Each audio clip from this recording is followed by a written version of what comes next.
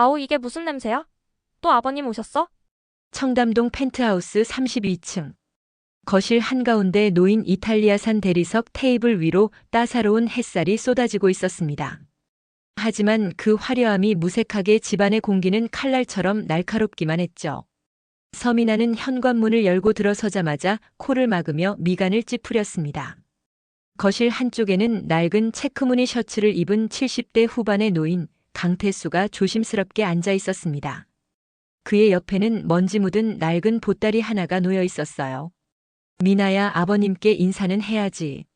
소파에 앉아있던 강준영이 건성으로 말했습니다. 하지만 그의 눈은 스마트폰 화면에 고정된 채 주식 차트만 들여다보고 있었죠. 인사요? 매번 그 고물상에서 이상한 것들만 주워오시잖아요. 미나가 명품 핸드백을 소파에 던지듯 내려놓으며 쏘아붙였습니다.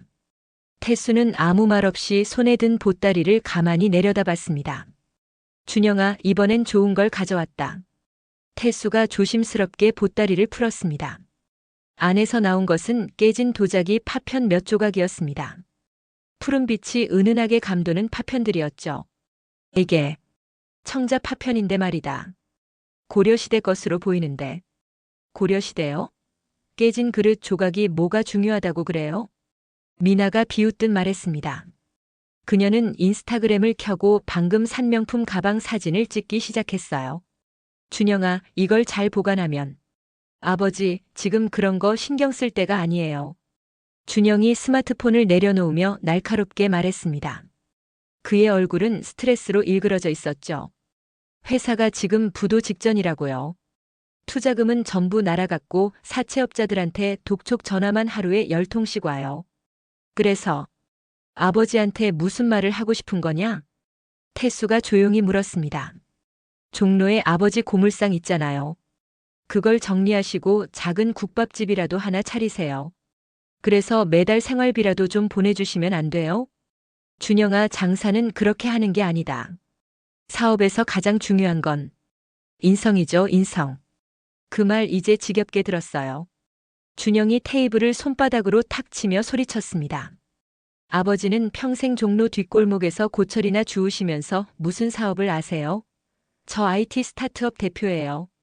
하루가 다르게 변하는 시장에서 살아남으려면 인성 같은 소리 하고 있을 때가 아니라고요. 태수는 아들의 격한 말을 묵묵히 듣고만 있었습니다. 그의 눈빛은 깊고 슬펐지만 입가에는 미세한 미소가 맴돌고 있었습니다. 당신 아버지한테 왜 그렇게 말해요? 미나가 끼어들었지만 그녀의 목소리에는 진심 어린 걱정 따위는 없었습니다. 아버님, 죄송하지만 말씀드릴게요. 저희 친구들 오늘 저녁에 집들이 온다고 했거든요. 그러니까 그 고물. 아니, 그 보따리 좀 치워주세요. 미나야, 그건. 태수가 천천히 일어서며 보따리를 다시 싸기 시작했습니다. 그의 손놀림은 늙었지만 놀랍도록 정교하고 조심스러웠어요. 준영아, 너한테 마지막으로 한 가지만 물어보마. 태수가 문 앞에 서서 아들을 돌아봤습니다. 사업이 잘 안 풀릴 때 내가 제일 먼저 생각하는 게 뭐냐? 당연히 돈이죠. 돈만 있으면 다 해결돼요. 그래. 돈. 태수가 고개를 끄덕이며 중얼거렸습니다. 돈이 사람보다 먼저구나. 무슨 소리예요, 아버지? 아니다. 이 늙은이 혼잣말이다. 태수가 문을 열고 나가려는데 미나가 다시 한번 날카롭게 말했습니다. 아, 그리고 아버님. 다음에 오실 때는 좀 깨끗하게 하시고 오세요. 냄새가 너무 심해서 친구들이 눈치챌 것 같아요. 펜트하우스 문이 닫혔습니다. 복도에 홀로 선 태수는 잠시 그 자리에 멈춰 섰습니다. 그의 손에는 세상이 하찮게 여기는 보따리 하나뿐이었죠. 하지만 그의 눈빛은 슬픔보다는 결연함으로 빛나고 있었습니다. 마치 오랜 시험이 끝나가는 것을 아는 사람처럼 말이죠. 엘리베이터 안에서 태수는 주머니에서 낡은 휴대폰을 꺼냈습니다. 그리고 오래전에 저장해둔 번호 하나를 눌렀습니다. 오 실장, 나야. 전화기 너머로 놀란 듯한 남자의 목소리가 들려왔습니다. 회장님, 정말 회장님이십니까? 그래. 이제 때가 된 것 같구만. 태수의 목소리는 낮고 침착했지만 그 안에는 30년간 숨겨왔던 무게가 실려 있었습니다. 엘리베이터 문이 열리고 태수는 겨울 찬바람이 부는 거리로 걸어 나갔습니다. 그의 뒷모습은 초라한 노인이 아니라 긴 겨울잠에서 깨어나는 거대한 존재 같았습니다. 그로부터 일주일 후 청담동 펜트하우스는 아수라장이 되어 있었습니다. 강준영 씨, 문 열어요. 우리 돈 받으러 왔어요. 현관문 밖에서 들려오는 사채업자들의 거친 고함 소리에 미나는 소파 뒤에 몸을 숨긴 채 떨고 있었습니다. 그녀의 얼굴은 공포로 하얗게 질려 있었죠. 며칠 동안 화장도 하지 못한 그녀의 모습은 SNS에 올리던 화려한 모습과는 천지 차이였습니다. 준영아, 어떡해? 저 사람들 정말로 문 부수고 들어올 것 같아. 미나의 목소리는 울음이 섞여 있었습니다. 준영은 거실 한가운데 주저앉아 머리를 감싸쥐고 있었습니다. 그의 책상 위에는 빨간색으로 최종 독촉이라고 쓰인 우편물들이 산더미처럼 쌓여 있었어요. 투자금 3억, 사채 2억, 카드 대금 5천만 원. 숫자들이 그의 머릿속에서 망치처럼 두들겨댔습니다. 다 망했어. 완전히 끝이야. 준영의 입에서 허탈한 웃음이 새어나왔습니다. 바로 그때 낡은 옥탑방 계단을 올라오는 발소리가 들렸습니다. 강태수였습니다. 그는 낡은 등산복을 입고 비닐봉지 하나를 들고 있었죠. 안에는 동네 슈퍼에서 산 라면과 김치가 들어 있었습니다. 준영아, 내가 왔다. 태수가 조심스럽게 문을 두드렸습니다. 하지만 안에서는 대답이 없었어요. 아버지, 지금 들어오시면 안 돼요. 미나가 문 뒤에서 날카롭게 소리쳤습니다. 무슨 일이냐? 문 좀 열어라. 안 돼요. 아버지 때문에 우리가 이 꼴 됐다고요. 미나의 목소리는 히스테리에 가까웠습니다. 그녀는 모든 분노와 두려움을 쏟아낼 대상이 필요했고 가장 만만한 사람이 바로 시아버지였죠. 문이 거칠게 열렸습니다. 준영이 핏발선 눈으로 아버지를 노려보고 있었습니다. 아버지, 이게 다 아버지 때문이에요. 내가 뭘 잘못했느냐? 태수가 조용히 물었습니다. 아버지가 제대로 된 집안이었으면, 제대로 된 배경이 있었으면 제가 이런 꼴을 당하겠어요? 친구 박상철이는 아버지가 건설회사 사장이라서 투자금 10억씩 받아서 사업하는데 저는요? 고물상 아들이라고 무시당했다고요. 준영의 목소리가 점점 커졌습니다. 그의 얼굴은 분노로 일그러져 있었죠. 사업은 배경이 아니라 실력으로 하는 거다. 실력? 실력으로 되는 세상이 아니에요. 돈, 배경, 인맥. 그게 전부라고요. 준영이 아버지를 향해 손가락질을 했습니다. 아버지는 평생 종로 뒷골목에서 남들이 버린 쓰레기나 주우면서 살았잖아요. 그게 뭐가 자랑스럽다고 제게 인성 타령이에요. 태수의 얼굴에 처음으로 깊은 실망의 그림자가 드리웠습니다. 하지만 그는 여전히 침착하게 말했습니다. 준영아, 사람이 가장 소중한 거다. 돈은 없어도 다시 벌 수 있지만. 시끄러워요. 미나가 끼어들었습니다. 그녀는 이제 완전히 이성을 잃은 상태였습니다. 아버님 때문에 우리가 이렇게 된 거라고요. 아버님만 아니었어도, 그 냄새나는 고물상만 없었어도 우리가 친구들한테 이렇게까지 무시당하지는 않았을 거예요. 무슨 소리냐? 제 친구들이 뭐래요? 남편 아버지가 종로에서 폐지 줍는 노숙자래. 하면서 뒤에서 비웃는다고요. SNS에 올린 제 펜트하우스 사진 보고 빚내서 사는 거 아니냐고 댓글 달더라고요. 미나의 얼굴이 눈물과 콧물로 범벅이 되어 있었습니다. 하지만 그것은 참회의 눈물이 아니었습니다. 자존심이 무너진 사람의 절규였죠. 그래서 나보고 어쩌라는 거냐? 태수가 천천히 물었습니다. 그의 목소리는 낮았지만 그 안에는 서늘한 무언가가 깔려 있었습니다. 나가세요. 당장. 준영이 차갑게 말했습니다. 뭐라고? 아버지는 이제 더 이상 이 집에 발도 들이지 마세요. 옥탑방 열쇠도 반납하시고요. 우리한테는 아버지 같은 짐이 더 이상 필요 없어요. 준영이 아버지의 손에서 옥탑방 열쇠를 거칠게 뺏어냈습니다. 아버지가 평생 모은 게 뭐예요? 깨진 도자기 조각? 녹슨 고철? 그런 쓰레기들 때문에 우리가 얼마나 창피한지 아세요? 미나가 마지막으로 독을 뱉었습니다. 그냥 돌아가세요. 다시는 오지 마시고요. 제발 우리 인생에서 사라져 주세요. 태수는 한참 동안 아들과 며느리를 바라봤습니다. 그의 눈빛에는 슬픔, 실망, 그리고 차가운 결연함이 동시에 담겨 있었습니다. 알겠다. 태수가 조용히 고개를 끄덕였습니다. 내가 너희 인생에서 사라지 마. 그는 돌아서서 계단을 천천히 내려가기 시작했습니다. 그의 등은 구부정했지만 걸음걸이에는 이상하게도 흔들림이 없었습니다. 펜트하우스 문이 쿵 하고 닫혔습니다. 준영과 미나는 서로를 바라보며 안도의 한숨을 내쉬었습니다. 이제 좀 숨통이 트이네. 미나가 중얼거렸습니다. 하지만 그들은 몰랐습니다. 자신들이 방금 걷어찬 것이 단순히 고물상 노인이 아니라는 사실을요. 한겨울밤 강태수는 종로 뒷골목의 낡은 공중전화 부스에 서 있었습니다. 칼바람이 그의 얇은 등산복을 파고들었지만 그는 조금도 움츠러들지 않았습니다. 그는 주머니에서 오래된 가죽 수첩을 꺼냈습니다. 표지는 세월에 닳아 있었고 안에는 빼곡하게 적힌 숫자들과 메모들이 가득했죠. 태수가 특정 페이지를 펴고 떨림 없는 손으로 번호를 눌렀습니다. 신호음이 3번 울렸습니다. 여보세요? 전화기 너머로 중년 남성의 차분한 목소리가 들려왔습니다. 오 실장 나야. 회장님. 전화기 너머 목소리가 순식간에 격앙되었습니다. 정말 회장님이십니까? 30년 만에. 정말로 30년 만에. 오 실장의 목소리는 떨리고 있었습니다.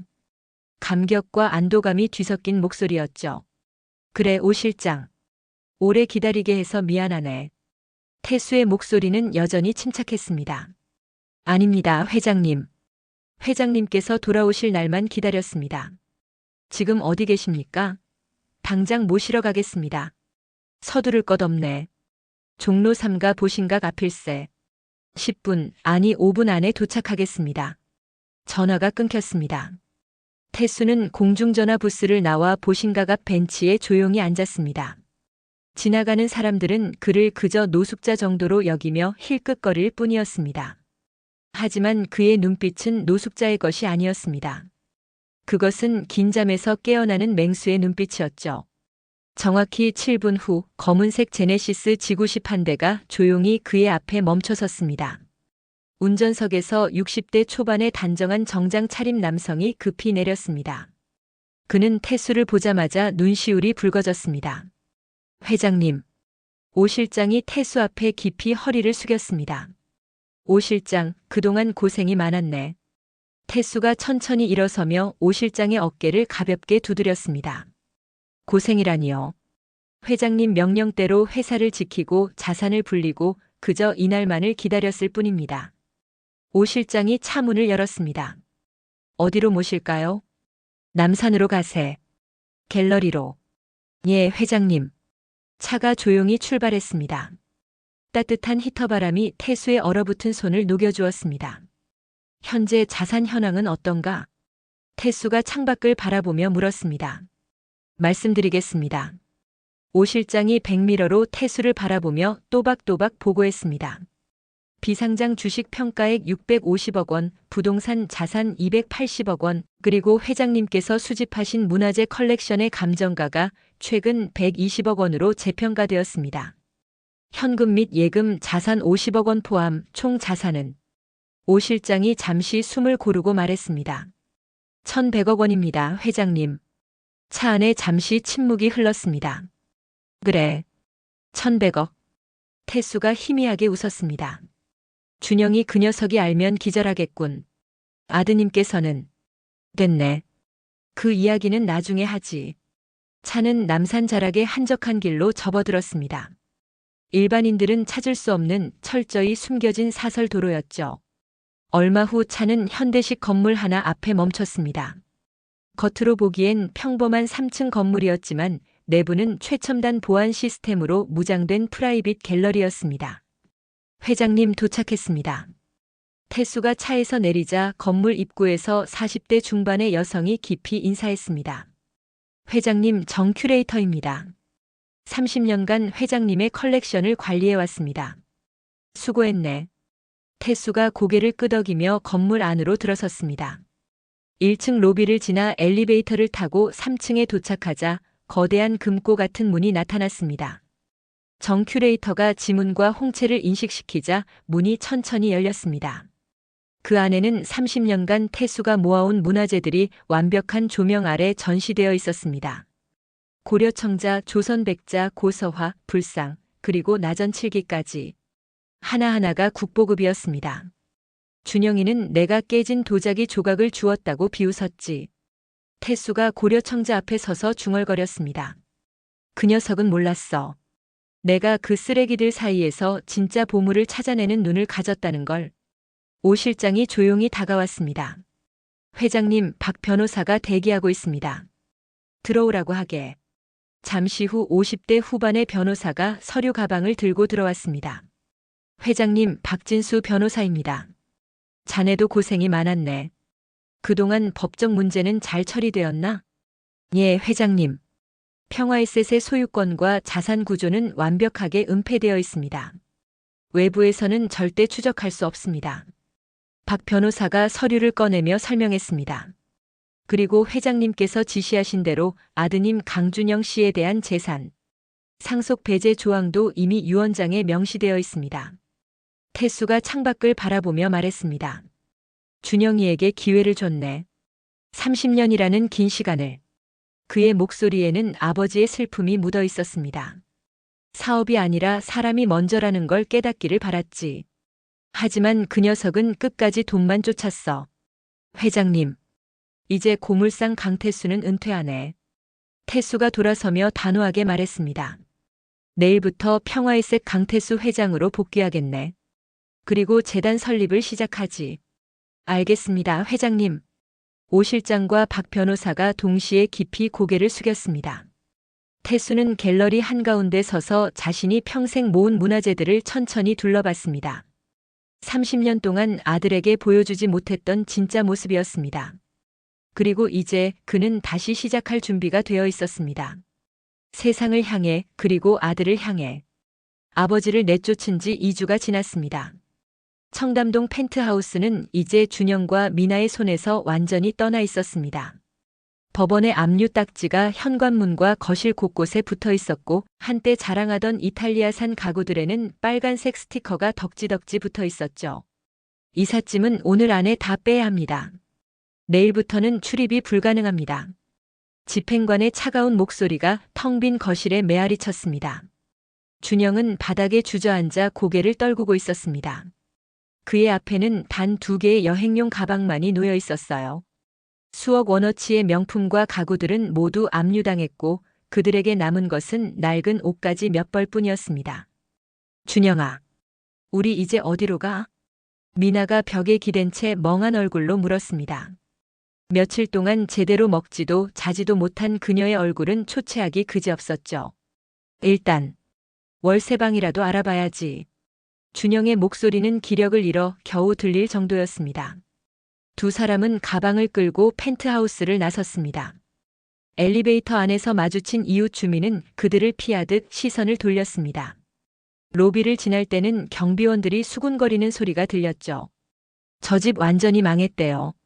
사채업자들이 매일 찾아왔다던데. 쯧쯧 그렇게 잘난 척하더니만. 준영은 고개를 들 수 없었습니다. 미나는 선글라스로 얼굴을 가린 채 급히 걸음을 재촉했습니다. 그들이 도착한 곳은 서울 외곽의 낡은 다세대 주택이었습니다. 페인트가 벗겨진 외벽, 삐걱거리는 계단, 그리고 습기 찬 복도의 냄새. 모든 것이 그들이 살던 세계와는 정반대였습니다. 반지하 월세 50만 원입니다. 집주인은 그들을 위아래로 훑어보며 퉁명스럽게 말했습니다. 이게 사람 사는 곳이에요? 미나가 떨리는 목소리로 물었습니다. 방문을 열자 곰팡이 냄새가 확 풍겨 나왔습니다. 천장 모서리에는 검은 곰팡이가 피어 있었고 작은 창문 너머로는 사람들의 발만 보였습니다. 방 크기는 펜트하우스 드레스룸보다도 작았죠. 싫으면 말고요. 이 가격에 방 구하는 사람 줄 서 있어요. 집주인의 말에 준영은 주머니에 남은 마지막 돈을 꺼냈습니다. 여기 있습니다. 계약서도 제대로 쓰지 않고 집주인은 돈을 받아들고는 열쇠만 던져주듯 건네주고 갔습니다. 문이 닫히자 미나가 방바닥에 주저앉아 울기 시작했습니다. 이럴 거면 차라리 그때 그때 뭐? 아버지한테 잘 보이고 싶었어? 준영이 쏘아붙였습니다. 당신도 같이 쫓아냈잖아. 냄새나는 노인네라고 했던 거 잊었어? 두 사람은 좁은 방 안에서 서로를 비난하기 시작했습니다. 하지만 싸울 기력조차 금방 바닥났습니다.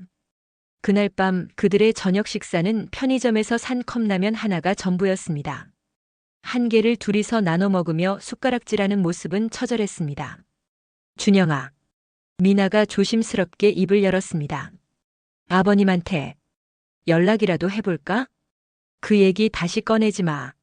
준영이 날카롭게 대답했지만 그의 눈빛에는 후회가 가득했습니다. 다음 날 아침 준영은 일자리를 찾기 위해 거리로 나섰습니다. 하지만 IT 스타트업 대표 출신이라는 경력은 오히려 독이 되었습니다. 부도 낸 사람은 안 봤습니다. 신용불량자시죠? 죄송합니다. 면접마다 거절당하고 돌아오는 길 준영은 지하철역 근처 편의점 앞을 지나다가 발걸음을 멈췄습니다. 길거리에 놓인 신문 가판대였습니다. 그의 눈이 한 신문의 일면 머리 기사에 못 박히듯 고정되었습니다. 종로의 숨은 거부 평화일색 강태수 회장. 1,000억 원 상당 문화재 컬렉션 공개. 태수 문화재단 설립 발표. 준영의 손이 떨리기 시작했습니다. 사진이 있었습니다. 깔끔한 회색 정장을 입고 고려청자 앞에 앉아있는 노인의 모습. 그 얼굴은 의심의 여지 없이 자신의 아버지 강태수였습니다. 하지만 사진 속 아버지는 준영이 알던 고물상 노인이 아니었습니다. 위험 있는 자세, 날카로운 눈빛, 그리고 무엇보다도 그 배경에 놓인 수십 점의 문화재들. 아니야. 준영의 입에서 신음 같은 소리가 새어나왔습니다. 그는 떨리는 손으로 1,000원을 꺼내 신문을 샀습니다. 길 한복판에 주저앉아 기사를 읽기 시작했습니다. 강태수 회장은 30년간 종로에서 고물상을 운영하며 조용히 문화재를 수집해왔다. 그가 소유한 고려청자, 조선백자, 불상 등은 전문가들로부터 국보급으로 평가받고 있으며 현재 감정가만 120억 원에 달한다. 또한 강 회장은 비상장 기업 평화에셋의 실소유주로 부동산과 주식을 포함한 총 자산은 1,000억 원을 넘는 것으로 알려졌다. 강 회장은 어제 기자회견을 통해 이 모든 재산을 사회에 환원하기 위해 태수 문화재단을 설립한다고 밝혔다. 재단은 젊은 예술가 지원과 문화재 보존 사업에 집중할 예정이다. 준영의 손에서 신문이 바닥으로 떨어졌습니다. 깨진 도자기 조각이라고 비웃었던 것들이 120억 원. 고물상이라고 무시했던 아버지가 평화에셋 회장. 으아악. 준영이 길 한복판에서 머리를 쥐어뜯으며 비명을 질렀습니다. 지나가던 사람들이 놀라 그를 쳐다봤지만 그는 아무것도 보이지 않았습니다. 그의 머릿속에서는 아버지를 내쫓던 그날 밤의 장면이 끊임없이 재생되고 있었습니다. 고물상 아들이라고 은행에서도 무시당했다고요. 그놈의 고철이나 계속 주우시라. 냄새나는 노인네. 우리 인생에서 사라져주세요. 자신이 내뱉었던 말들이 독화살처럼 심장을 관통했습니다. 준영은 비틀거리며 일어나 반지하 방으로 뛰어갔습니다. 미나야. 미나야. 그가 문을 박차고 들어서자 미나는 침대에 누워 멍하니 천장만 바라보고 있었습니다.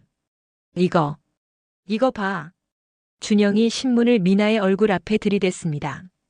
미나가 천천히 신문을 받아들었습니다. 그녀의 눈이 헤드라인을 읽는 순간 커졌습니다. 이게 뭐야? 아버지야. 우리 아버지가 1,000억 원짜리 재벌이었어. 미나의 얼굴에서 피가 쑥 빠졌습니다. 그녀는 신문을 떨리는 손으로 움켜쥐고 기사를 읽기 시작했습니다. 안 돼. 이럴 수가. 그녀가 중얼거리며 사진을 뚫어져라 쳐다봤습니다.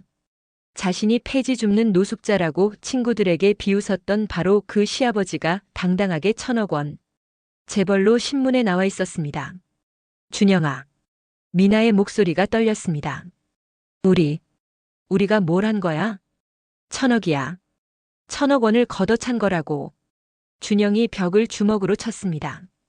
피가 조금 배어나왔지만 그는 느끼지 못했습니다. 당장 가자. 아버지한테 가서 빌자. 무릎 꿇고 빌면 용서해 주실 거야. 미나가 자리에서 벌떡 일어났습니다. 그래. 가족이잖아. 아무리 그래도 자식인데, 며느리인데. 두 사람의 눈빛이 변했습니다. 후회가 아니었습니다. 용서를 구하고 싶은 마음도 아니었습니다. 오직 1,000억 원. 그 거대한 숫자가 그들의 눈을 완전히 멀게 만들었습니다. 준영과 미나는 서둘러 옷을 갈아입었습니다. 비록 낡았지만 가장 깨끗한 옷으로. 그들은 거울을 보며 착한 아들, 착한 며느리의 표정을 연습했습니다. 울어야 해.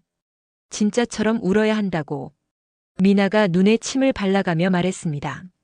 무릎 꿇고 머리 조아리고 뭐든 다 해. 준영이 주먹을 불끈 쥐었습니다. 그들은 신문에 나온 남산 프라이빗 갤러리 주소를 보며 집을 나섰습니다. 하지만 그들은 몰랐습니다. 자신들이 향하는 곳이 구원의 장소가 아니라 최후의 심판이 기다리는 곳이라는 것을. 그리고 아버지 강태수의 눈빛이 이미 아들을 보는 것이 아니라 타인을 보는 것으로 변했다는 사실을. 반지하 방문이 닫혔습니다. 남겨진 신문 위에는 강태수 회장의 인터뷰 마지막 구절이 적혀 있었습니다. 진정한 유산은 돈이 아닙니다. 사람을 대하는 마음, 그것이 가장 큰 재산입니다. 남산 자락의 프라이빗 갤러리 앞. 준영과 미나는 택시에서 내려 건물을 올려다봤습니다. 3층짜리 현대식 건물은 겉보기엔 평범해 보였지만 곳곳에 설치된 CCTV와 경비 시스템이 예사롭지 않았습니다. 여기가 아버지 갤러리라고? 준영이 떨리는 목소리로 중얼거렸습니다. 두 사람은 정문으로 다가갔습니다. 하지만 문 앞에 서 있던 검은 정장 차림의 경호원 2명이 그들의 앞을 막아섰습니다. 저희는 강태수 회장님의 가족입니다. 아들이랑 며느리예요. 준영이 급히 말했습니다. 경호원들이 서로 눈빛을 교환했습니다. 한 명이 귀에 꽂힌 무전기에 대고 조용히 보고했습니다. 회장님 아드님과 며느님이 방문하셨습니다. 잠시 침묵이 흘렀습니다. 경호원의 표정이 미묘하게 변했습니다. 그는 무전기에서 손을 떼고 준영을 바라봤습니다. 회장님께서 면회를 거부하셨습니다. 돌아가 주시기 바랍니다. 뭐라고요? 미나의 얼굴이 하얗게 질렸습니다. 거부라니요? 저희가 가족이라고요. 다시 한번 여쭤봐 주세요.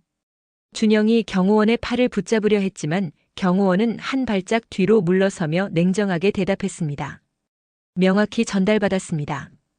두 분의 방문을 받지 않으신다고 하셨습니다. 그 순간 준영의 머릿속에서 무언가가 끊어지는 소리가 들렸습니다. 아버지. 준영이 갑자기 그 자리에 무릎을 꿇었습니다. 아버지. 이 불효자가 왔습니다. 제발 한 번만 얼굴을 봐주세요. 그의 목소리는 절규에 가까웠습니다. 진짜 눈물이 흘러내리기 시작했죠. 미나도 주저없이 옆에 무릎을 꿇었습니다. 아버님, 며느리가 잘못했습니다. 철없는 며느리를 용서해 주세요. 두 사람은 정문 앞 차가운 대리석 바닥에 이마를 조아리며 울기 시작했습니다. 경호원들은 난처한 표정으로 서로를 바라봤지만 그들에게 내려진 명령은 분명했습니다. 두 분 이러시면 저희도 곤란합니다. 일어나 주십시오. 안 일어나요. 아버지를 뵙기 전에는 절대 안 일어나요. 준영이 바닥을 주먹으로 쳤습니다. 아버님, 저희가 죽을 죄를 지었습니다. 제발 한 번만. 바로 그때였습니다. 건물 2층 발코니의 유리문이 천천히 열렸습니다. 그리고 한 노인이 난간 앞에 섰습니다. 강태수였습니다. 하지만 준영이 기억하는 아버지의 모습은 아니었습니다. 회색 맞춤 정장을 입은 태수의 자세는 꼿꼿했고 그의 눈빛은 서늘했습니다. 마치 높은 곳에서 하찮은 벌레를 내려다보는 것 같은 시선이었죠. 아버지. 준영이 고개를 들어 아버지를 보며 외쳤습니다. 아버지, 제가 왔습니다. 불효자가 뒤늦게나마 잘못을 뉘우치고. 태수는 아무 말도 하지 않았습니다. 그저 차갑게, 아주 차갑게 아들을 내려다볼 뿐이었습니다. 그의 눈빛에는 아버지가 자식을 바라보는 어떤 온기도 남아있지 않았습니다. 이미 그 관계는 끝났다는 듯이. 아버님, 저희가 정말 잘못했습니다. 미나가 눈물 콧물을 흘리며 절규했습니다. 그때 제가 미쳤었어요. 아버님의 깊은 뜻도 모르고. 제발 용서해 주세요. 태수의 입가에 희미한 미소가 스쳤습니다. 하지만 그것은 따뜻한 미소가 아니었습니다. 오히려 비웃음에 가까운 표정이었죠. 태수가 천천히 고개를 돌려 옆에 서 있던 박진수 변호사를 바라봤습니다. 그리고 작게 고개를 끄덕였습니다. 그것이 신호였습니다. 박 변호사가 서류 가방을 들고 1층으로 내려오기 시작했습니다. 그의 구두 소리가 계단을 따라 또각또각 울렸습니다. 그 소리가 들릴 때마다 준영과 미나의 심장은 더 빠르게 뛰었습니다. 박 변호사가 정문을 나와 무릎 꿇은 두 사람 앞에 섰습니다. 누구십니까? 준영이 떨리는 목소리로 물었습니다. 박진수 변호사입니다. 강태수 회장님의 법률 대리인입니다. 박 변호사는 감정 없는 얼굴로 서류 가방에서 두꺼운 봉투를 꺼냈습니다. 회장님의 최종 의사를 전달하러 왔습니다. 그가 봉투를 바닥에 내려놓았습니다. 마치 쓰레기를 버리듯 무심한 동작이었습니다. 이게 뭡니까?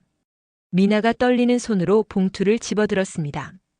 강태수 회장님의 모든 재산, 즉 평화에셋의 지분, 부동산, 주식, 그리고 문화재 컬렉션 일체는 태수문화재단에 출연 및 기부됩니다. 뭐라고요? 두 분에게는 법적으로 단 1원도 상속되지 않습니다. 이는 회장님의 확고한 의지입니다. 박 변호사의 말이 끝나자 준영과 미나는 완전히 얼어붙었습니다. 1원도 안 준다. 1,000억 원 중에서 단 1원도. 안 돼. 이럴 순 없어. 미나가 서류를 부들부들 떨며 들여다봤습니다. 정말로 거기 적혀 있었습니다. 상속인 강준영, 배우자 서미나에 대한 일체의 상속 배제. 아버지. 준영이 고개를 들어 2층을 올려다보며 절규했습니다. 아버지, 제가 잘못했습니다. 그래도 저는 아버지 자식이잖아요. 피를 나눈 자식이라고요. 태수는 여전히 난간에 서서 아들을 내려다보고 있었습니다. 그의 얼굴에는 어떤 감정도 보이지 않았습니다. 아버지, 제발이요. 한 번만 기회를 주세요. 준영의 목소리는 점점 더 처절해졌습니다. 하지만 태수는 천천히 몸을 돌렸습니다. 마지막으로 아들을 향해 한마디도 남기지 않은 채. 회장님. 준영이 마지막 절규를 터뜨렸습니다. 하지만 유리문은 이미 닫혀 있었습니다. 태수의 뒷모습이 건물 안으로 사라졌습니다. 영원히. 박 변호사가 서류 가방을 닫으며 마지막으로 입을 열었습니다. 회장님께서 마지막으로 전하신 말씀이 있습니다. 준영과 미나가 마지막 희망이라도 잡듯 그를 바라봤습니다. 박 변호사의 목소리는 얼음보다 차가웠습니다. 진정한 유산은 돈이 아니라 사람을 대하는 마음이다. 나는 아들에게 오랜 시간을 주었다. 하지만 그는 끝내 그것을 배우지 못했다. 이제 그는 내 아들이 아니다. 준영의 얼굴에서 마지막 남은 희망의 빛이 꺼졌습니다. 그리고 한 가지 더. 박 변호사가 돌아서며 말했습니다. 다시는 찾아오지 마십시오. 경호원들이 무릎 꿇은 두 사람을 일으켜 세웠습니다. 나가주시기 바랍니다. 안 돼. 안 돼요. 미나가 넋이 나간 목소리로 중얼거렸습니다. 준영은 아무 말도 하지 못했습니다. 그저 허공을 바라보며 비틀거릴 뿐이었습니다. 경호원들은 두 사람을 정문 밖으로 안내했습니다. 대문이 쾅 하고 닫혔습니다. 준영과 미나는 찬바람이 부는 거리에 홀로 남겨졌습니다. 손에는 냉혹한 법률 서류만 쥐어져 있었습니다. 준영이 바닥에 주저앉았습니다. 우리가 뭘 한 거야? 미나가 그 옆에 털썩 앉으며 허공을 바라봤습니다. 건물 3층 창문에서 태수는 그들을 내려다보고 있었습니다. 그의 얼굴에는 슬픔도 분노도 없었습니다. 오직 완전한 단절만이 있을 뿐이었습니다. 태수가 창문을 닫으며 말했습니다. 저 두 사람은 내 인생에서 더 이상 존재하지 않는 사람들이네. 커튼이 드리워졌습니다. 아래에서는 준영과 미나가 여전히 바닥에 앉아 울고 있었습니다. 하지만 그들의 눈물은 더 이상 위로 닿지 않았습니다. 그들이 스스로 걷어찬 1,000억 원의 무게가 두 사람을 짓누르고 있었습니다. 영원히. 3개월 후. 서울 시내 한복판 새로 지어진 태수문화재단 건물은 아침 햇살을 받아 빛나고 있었습니다. 1층 로비에는 나눔이 진정한 유산입니다라는 강태수 회장의 친필 휘호가 걸려 있었고 매일 아침 수십 명의 젊은 예술가들이 희망의 얼굴로 이곳을 찾아왔습니다. 감사합니다. 정말 감사합니다. 20대 초반의 한 젊은 도예가가 태수 앞에서 90도로 허리를 숙였습니다. 그의 손에는 재단으로부터 받은 장학금 증서가 떨리고 있었죠. 자네 작품 봤네. 고려 청자의 정신을 현대적으로 재해석한 시도가 훌륭하더군.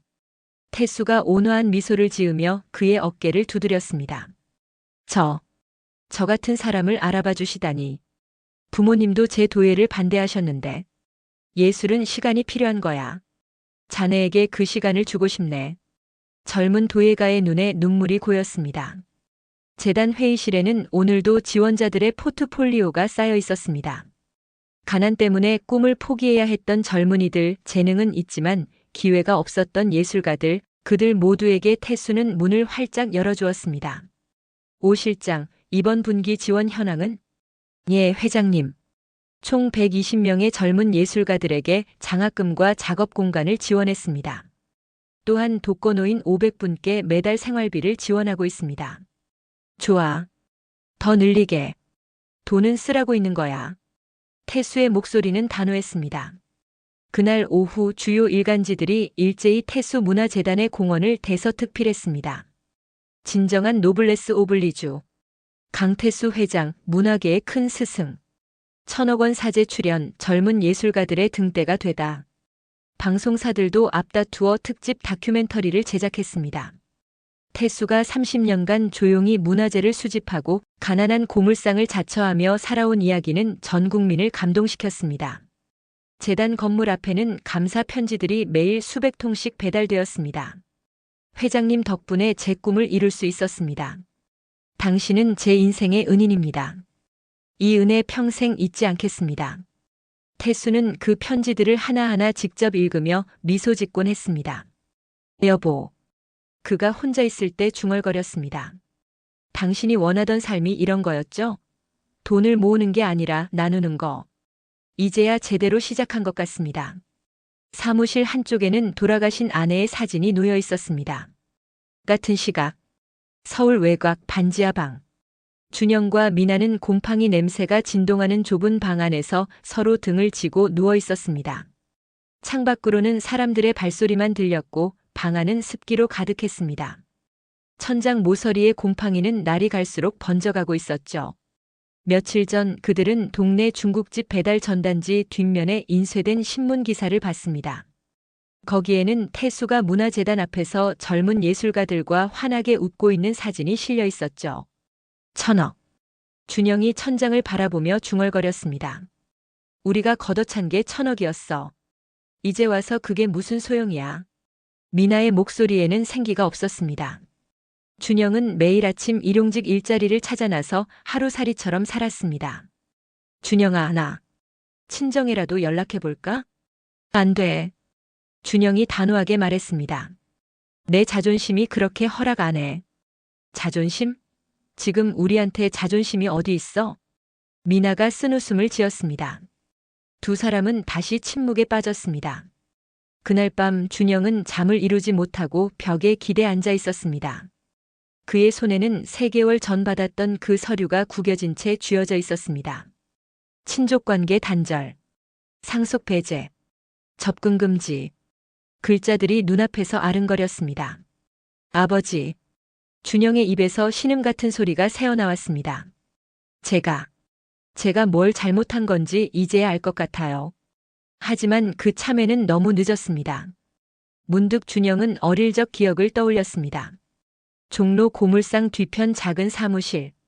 아버지가 낡은 도자기 조각을 손질하며 말씀하셨던 것. 준영아, 이 도자기를 봐라. 깨졌지만 여전히 아름답지? 사람도 마찬가지야. 넘어져도 다시 일어서는 게 중요한 거야. 그런데 가장 중요한 건 뭔 줄 아니? 다른 사람을 깔보지 않는 거야. 그게 진짜 어른이 되는 길이지. 그때는 이해하지 못했습니다. 고작 고물상 주제에 무슨 인생 교훈이야라고 속으로 비웃었죠. 하지만 지금은 알았습니다. 아버지가 가르치려 했던 것이 무엇인지. 사람이 먼저다. 준영이 떨리는 목소리로 중얼거렸습니다. 돈보다 사람이 먼저였어. 하지만 그는 그것을 끝내 배우지 못했습니다. 미나도 잠에서 깨어 남편을 바라봤습니다. 준영아, 우리 언제쯤 이 지옥에서 벗어날 수 있을까? 준영은 대답하지 못했습니다. 창밖으로는 새벽 첫 차가 지나가는 소리가 들렸습니다. 1년 후, 강태수 회장은 존경의 대명사가 되었습니다. 오 실장이 태수 옆에서 말했습니다. 회장님 아드님 소식 혹시 궁금하지 않으십니까? 태수는 잠시 침묵했습니다. 궁금하지 않다고 하면 거짓말이겠지. 그의 목소리에는 미세한 떨림이 있었습니다. 하지만 내가 해줄 수 있는 건 이미 다 해줬네. 난 기회를 줬어. 그 녀석이 선택한 거야. 하지만 회장님, 됐네.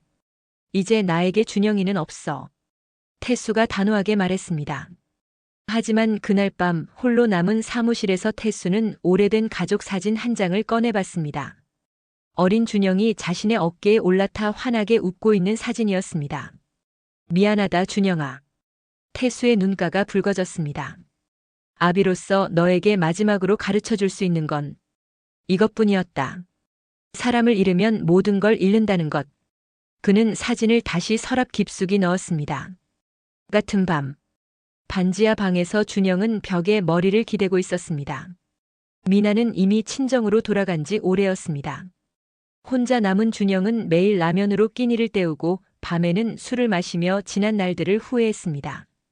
아버지, 그가 천장을 바라보며 중얼거렸습니다. 제가 정말 잘못했어요. 하지만 그 말은 누구에게도 닿지 않았습니다. 곰팡이 핀 벽, 차가운 바닥, 그리고 끝없는 후회. 그것이 준영에게 남은 전부였습니다. 그는 1,000억 원을 잃은 게 아니었습니다. 아버지를 잃었고 가족을 잃었고 마지막 기회를 잃었습니다. 그리고 가장 중요한 것, 사람을 대하는 마음을 배울 기회를 영원히 잃어버렸습니다. 이듬해 봄, 태수 문화재단 앞 벚꽃나무 아래에서 강태수 회장은 젊은 예술가들과 함께 웃고 있었습니다. 그의 얼굴에는 평화가 깃들어 있었습니다. 아들은 시험에 통과하지 못했지만 세상의 수많은 젊은이들이 그의 가르침을 받고 있었습니다. 회장님 감사합니다. 한 청년이 허리를 숙였습니다. 아니네. 내가 감사하지. 태수가 미소 지었습니다. 자네들이 나에게 삶의 의미를 찾아줬으니까. 벚꽃잎이 바람에 흩날렸습니다. 그 아름다운 풍경 속에서 강태수는 비로소 진정한 아버지가 되어 있었습니다. 혈연의 아버지는 아니지만 수백 명의 젊은이들에게 인생의 스승이자 등대가 되어주는, 그것이 그가 선택한 마지막 유산이었습니다. 에필로그. 몇 년 후 강준영은 여전히 그 반지하 방에서 살고 있었습니다. 가끔 신문에서 아버지의 소식을 봤습니다. 새로운 미술관 개관, 장학금 수여식, 문화훈장 수상. 그때마다 그는 울었습니다. 자신이 걷어찬 것이 돈이 아니라 사랑이었다는 것을, 그리고 너무 늦게 깨달았다는 것을. 하지만 시간은 되돌릴 수 없었습니다. 그는 평생 그 후회 속에서 살아갈 것입니다. 오늘 이야기 어떠셨나요? 진정한 유산은 돈이 아니라 사람을 대하는 마음이라는 것, 그리고 기회는 영원하지 않다는 것을 기억하셨으면 합니다.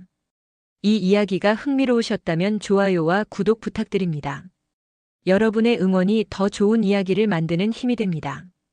다음에도 더 깊은 감동과 교훈이 담긴 이야기로 찾아뵙겠습니다. 감사합니다.